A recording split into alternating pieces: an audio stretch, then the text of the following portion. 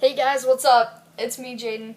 I realize that some of you are probably thinking, oh my gosh, why is she doing a video log? She already has those annoying blog posts. We don't need any more.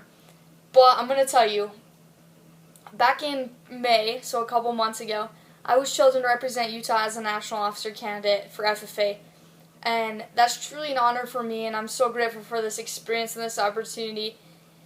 And last night, I was thinking that I know most of you probably don't know what that means, and you probably don't really know what FFA is either. So I thought that, I got this idea from one of the other officer candidates, Sam Rubenstein from New Jersey. He's doing a video log as well, and I got this idea from him. But I thought it would be a neat way to kind of connect with you guys and share a little bit about FFA and share a little bit about my experience, and it's hopefully going to help me prepare as I kind of gather some thoughts. So bear with me, and I hope that you'll find these videos enjoyable. And I know you're going to be hearing a lot from me from over the next couple weeks as it gets closer to National Convention. But tonight I kind of want to share how this whole thing started, because it might seem kind of like a huge thing that I'm doing, and I know that most of you don't really know how you even become a national officer candidate, so I'm going to share a little bit of that today. And I kind of want to start back when my FFA experience started. But in order to do that, I kind of have to go through my background a little bit. When I was little, I was 8 years old, and I started showing livestock at our local county livestock show. And, I'd always done things with agriculture. My grandpa was a huge agricultural influence in my life, and I'd always spent summers with him working cows on Cedar Mountain in Emory County, and I'd always done those things with my grandpa. And since the moment I started riding horses and started doing those things with my grandpa, which was when I was pretty little, probably about 1 anyway, but when I started doing those things, I realized what a neat thing that the agricultural industry was, and how much I loved being out on the farm. And so I started showing livestock when I was 8 years old, and then when I got into high school, FFA was kind of the natural thing for me to do because it was agricultural based. I loved agriculture. I loved being out on the farm. I loved riding horses and showing livestock. And so FFA was just something that I knew that I was going to do. And so I got into FFA, and I remember that my first class was animal science. And with Mr. Gowns, Bob Gowns, he's my FFA advisor, an awesome guy, and I'm sure he'll be coming up a lot in these videos. But I got into his class, and it was my first class of high school. And I remember just being super scared, Freshman in high school, so scared, so nervous. And I walked into class, and I sat down on the back row because, as a freshman, if you sit down on the front row, everyone makes fun of you because you're an overeager student. So I sit down on the back row. I figured that was a safe row.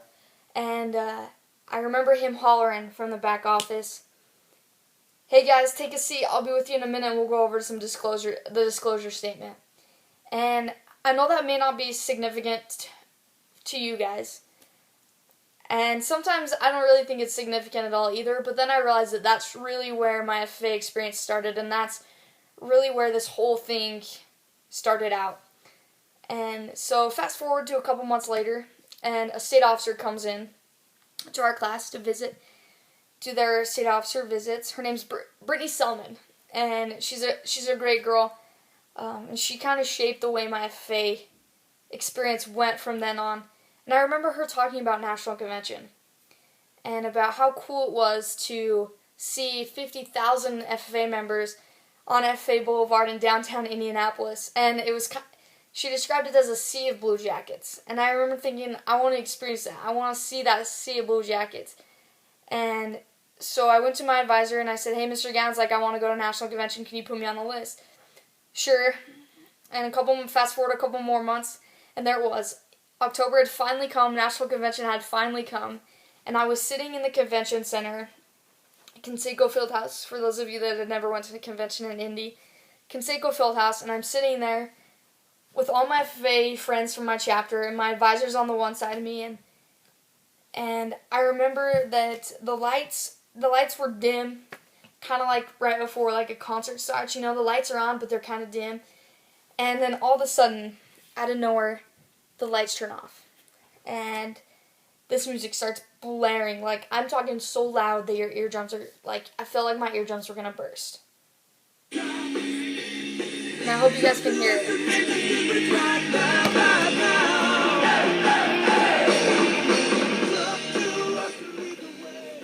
Anyway, that music started playing, and everybody went nuts in the field house. And you know those moments where you just get goosebumps? Yeah, that was one of those moments. And 6 individuals, one after another, run on stage.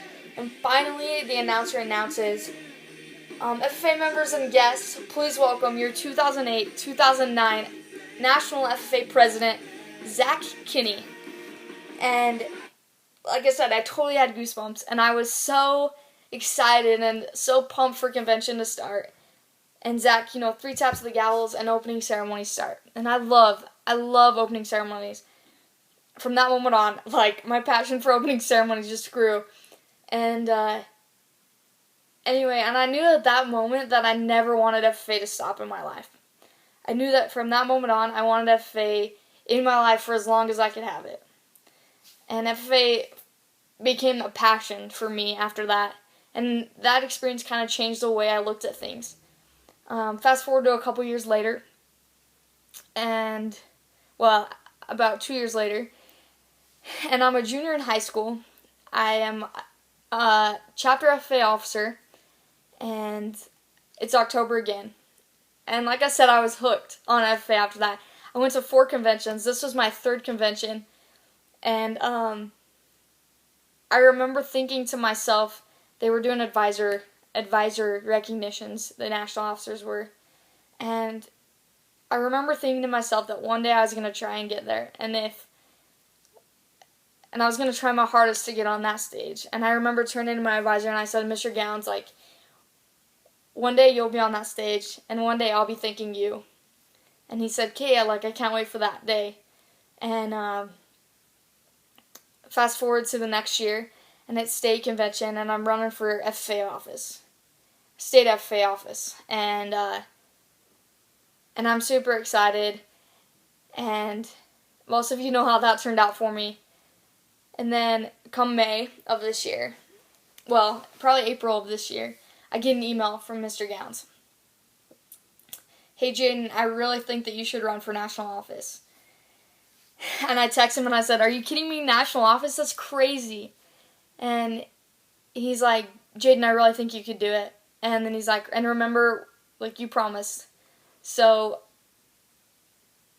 and I remember saying to him, I wasn't a state officer. If a state officer decides to run, the likelihood is that they'll be the candidate. And he said, well, you never know until you throw your hat in the ring. So I gave it a go, and come May, we had an officer runoff, and I was the one chosen. And I remember being so thrilled, and I still am. I'm absolutely thrilled. I feel like the most blessed person in the entire world right now, just because I get to do this incredible thing and have such an incredible experience with 43 other people that I've never met before. And that is so exciting to me. And I know that my life's going to be changed no matter what the outcome is. And that also is very exciting. And anyway, that's kind of how my FFA experience went. And I'm sure I'll share a lot more stories with you guys because there are a lot more. I mean, FFA changed my life. And so there'll be a lot more stories. So keep that in mind when you're going to watch these videos. I promise they're not going to be boring. And they're not all going to be facts about FFA. But until next week, I'm going to go to bed because I'm super tired. And I've got class in the morning. So until next week, I'll see you guys later. Peace out.